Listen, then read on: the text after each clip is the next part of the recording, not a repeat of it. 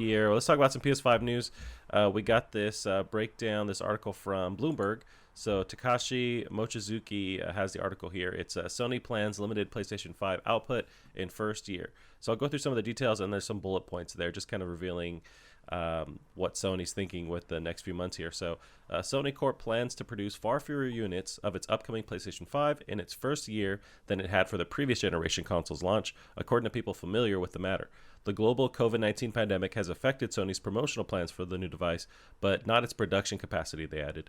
The company has told assembly partners it will make 5 to 6 million units of the PS5 in the fiscal year ending March 2021, according to other people involved in the machine's supply chain. When Sony released the PlayStation 4 in November 2013, it sold 7.5 million units in its first 2 quarters. So Sony's strategy, according to several people familiar with its plans, will be to rely on incumbent PlayStation 4 models as a bridge to get new users into the PlayStation platform's network services while the PS5 remains in limited supply. Recently, it was forced to reveal its Dualsense PS5 controller in a hurried fashion, according to people informed in the matter.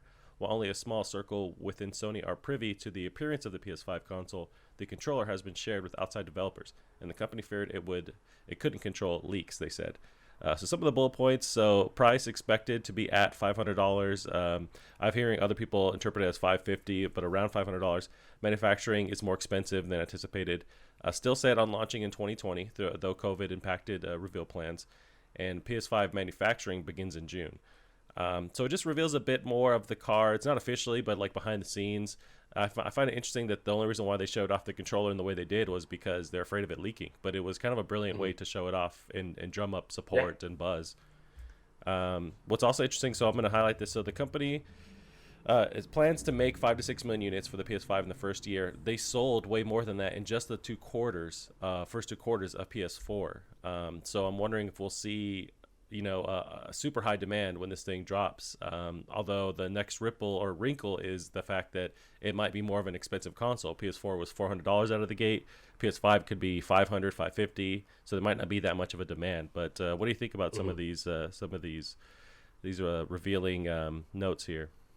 Yeah, I think it looks, to be honest, like when we talked about whether or not the PS5 is going to be delayed, it looked like we were probably hitting maybe the right notes in what we were saying, because it sounds like, again, Sony aren't expecting to sell that many PlayStation 5s at first anyway, right. Which goes back to the thing they said, about a year and a half or 2 years ago, where they said that when the PS5 does come out, they're still going to expect that the PS4 will be their main source of revenue for the first year or so.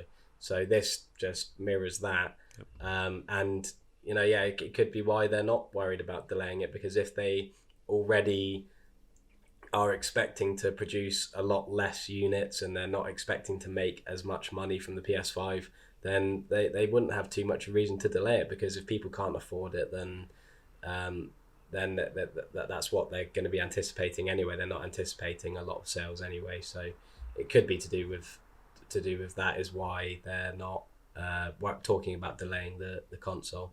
Yeah, I think they have a lot more wiggle room now. With everyone has basically a PS4. It sold gangbusters this generation, so maybe they even drop the price a bit, and that's usually what they do anyways with the new console launches. Yeah, they drop the last models down a bit. So if you can drop those models down in price and then try and offer more subscriptions and kind of create that bridge they're talking about, so that it gives a PS5 a bit more room to slowly build up to, and there's not this big expectation out of the gate that they have to sell as much as PS4 did. Sure. Yeah, and I mean, I'm sure they're going to advertise the hell out of it on the PlayStation 4s as well when it comes out. Yeah, any footage we see, it's going to be PS5 before it's PS4 footage, just to... Oh, definitely, Yeah, but I think it just goes back to what they said a year or so ago, when they said that they were already expecting the PS4 to still be their main revenue. So it just seems like they're just being very lax about it, which may or may not be a bad thing, but they just seem to be very relaxed and showing what they want to show, and only making 5 to 6 million units and. Yeah, it's just like, oh, whatever, man. We'll get there. We'll get there. So I don't know. It's I still wouldn't be surprised if they did end up being delayed, but everything just seems to be adding up to that they just simply are just going to release it, and allow their sort of like schedule to continue as normal and then just take the hit on less sales. Right, right. And I would implore everyone to read this. There's further details in this Bloomberg article. They do go into depth on some of the decisions behind the scenes where PS5 isn't willing to delay until they hear something from Microsoft. So really, they're going to keep going as long as forward with plans. But if they hear that Microsoft will delay, then they'll delay too. But I think everyone's kind of like not willing to show their cards and seeing, who flinches first and that kind of thing. But I think you're right. There's not an issue of it coming out and the worry of it selling less when we're in a weird time now. So you can just slowly launch this console and then people adopt it, jump on as they can. And it's not this huge pressure to like sell as much right out of the gate as a PS4. We're just in a different time. Yeah. Yeah, we'll see how it goes. It's also interesting that they didn't plan on really showing the controller as early as they did. I feel like that was a fair amount of time. If we're to expect PS5 by this fall season, I feel like it was fair to show it now. But if they weren't initially going to do that, when were they planning on showing this controller? Yeah, right. Yeah. It is quite funny that we all take the mick and say that. They're not showing anything, and then when they do finally show something, they didn't even want to show it anyway.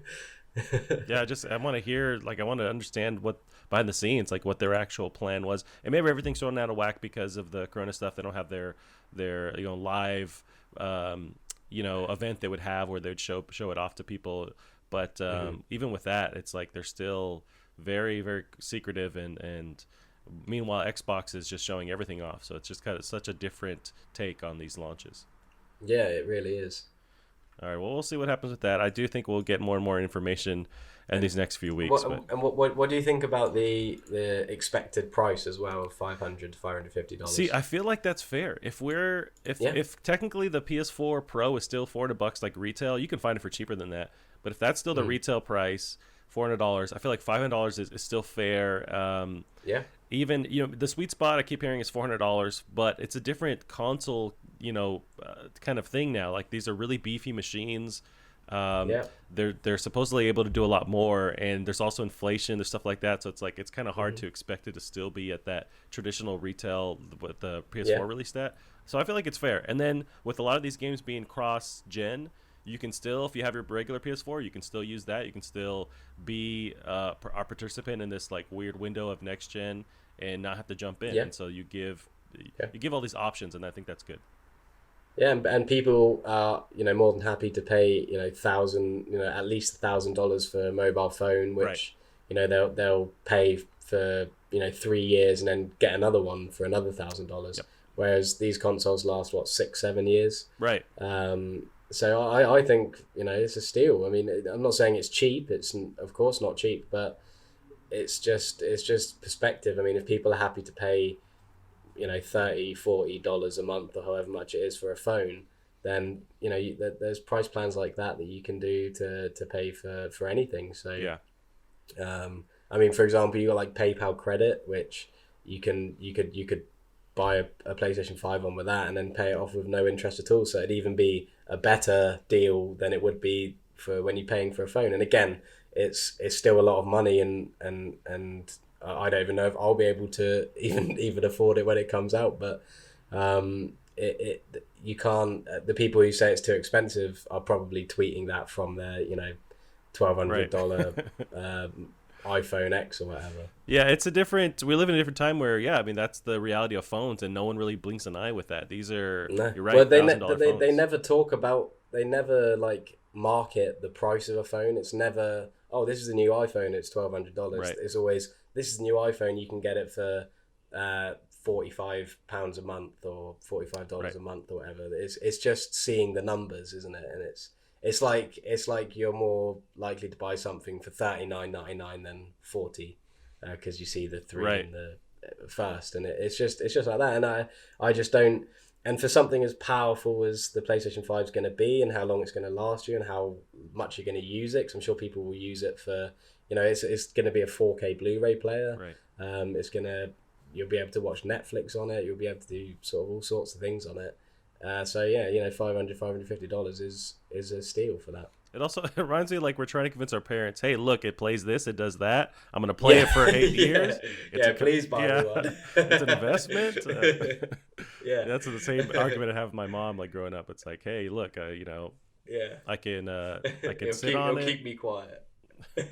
Yeah, it's funny because we live in a world where, I mean, that phone industry, I think early they adopted this along with the carriers, the biggest cell phone carriers. They adopted this normality where you pay monthly for the thing, so you don't worry about how much it actually costs, because they just tack a percentage on your bill and then you just keep things moving forward. So, but it's different with consoles because you have to buy a couple $100s all at once. But now if they're slowly adopting this model of like, hey, just pay monthly incrementally. Like I know Xbox did this promotion. It was a small promotion, but in the States they had, if you were next to a Microsoft store, you could get an Xbox One on a payment plan. And I happened to be in Portland, and that was the closest one we had, and I was there for that time, and I did that. I bought a Xbox One, and it was like $30 a month, and it was no there was like zero financing or whatever, so there was no it was just the payments that I paid off, and it was just a way to jump in, and it came with like Xbox Game Pass too.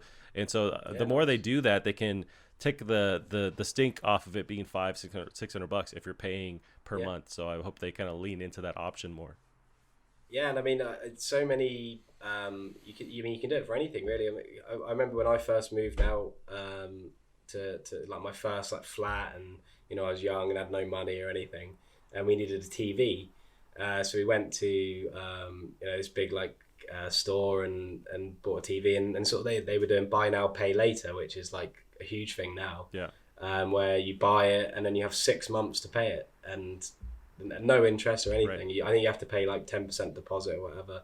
And I mean, all the PC parts I normally buy, I normally either use again PayPal credit, or I'll stick it on a buy now pay later finance thing, and then forget about it and pay it monthly for 3 years at a ridiculous interest. Right. I think that's what they bank on. Is people going, oh, I'll pay it off, and then they don't. They're like, oh fuck. Yeah, yeah.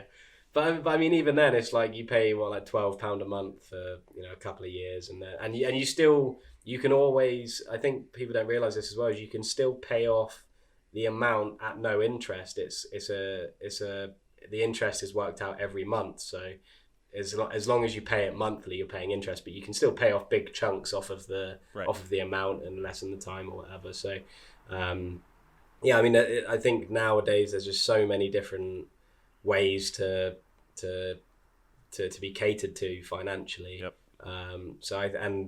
And that's for a $550 thing. I mean, most of the time you don't even do payment plans for things at that price. You normally, well, I mean, I say that, but I'd probably still put it on a credit card or something. But you know what I mean? I mean, normally it is something like a piece of furniture. Yeah, refrigerator, like the 2,000, 3,000, like it's getting to the bigger amounts traditionally. And this is much more important than a refrigerator. Yeah, I agree. Alrighty, Callum. Well, we'll see what happens. I'm sure in the next couple of weeks we'll be getting more and more information. I kind of think we're in that swing of promotion. I say that, but it could still be come. I think August we say it every week, but right. it still is though. I mean, it's gonna be until we see it. Yeah. From now until they really do show something, it really could be any time now. Right. And really what we're in April, time is so weird right now, so I had to really think what month it is. Yeah. We're in April. I think end of May, June is usually that E3 time. So within these next month and a half is when we should expect them to have their own, they're going to have their own digital events, but like I would feel like they'd still stay within that E3 time frame when they reveal stuff.